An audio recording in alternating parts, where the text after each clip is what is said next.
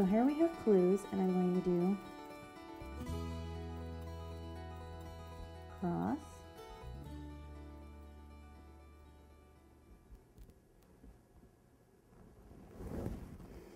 and there's number 1, 4,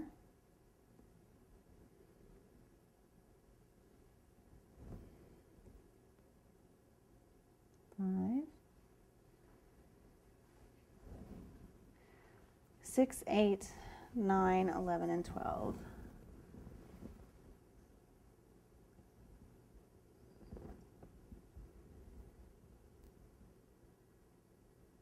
And don't worry, we're going to have enough room, I promise. So, now you're going to grab your pen,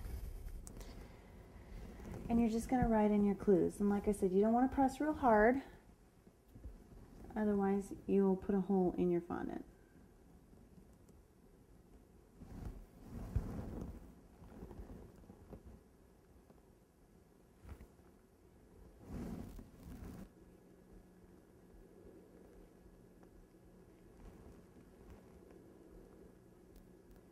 So I'm having a little bit of a problem with my pen. It's bleeding a little more than I'd like.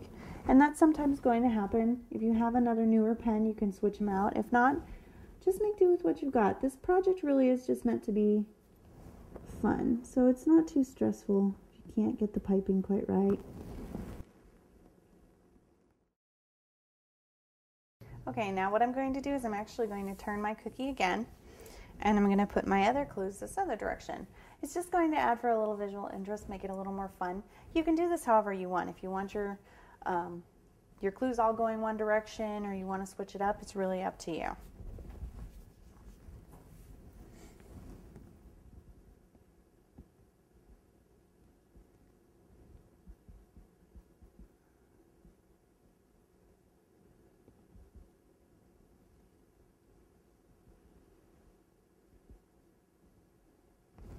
All right, so for down we have the number 2, 3, 7, and 10.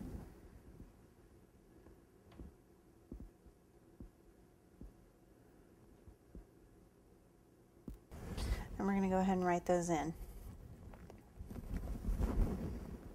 Once again, making sure we don't press too hard.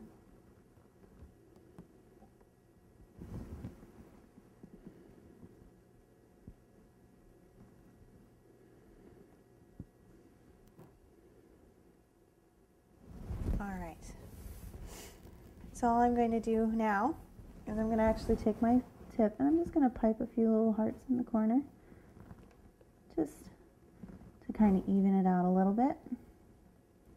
And all I'm doing is kind of squeezing and then pulling down. There we go. And now I'm going to pipe my border, and then our clue section is going to be done. Now for my border, I can switch back over to my 3, or I can use my 1, and I'm actually just going to use my 1 since it's here. And I've already got it going.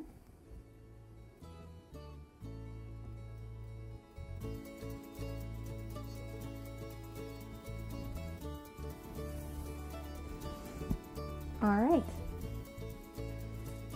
So we have the first cookie done. Let's go ahead and finish up that second cookie.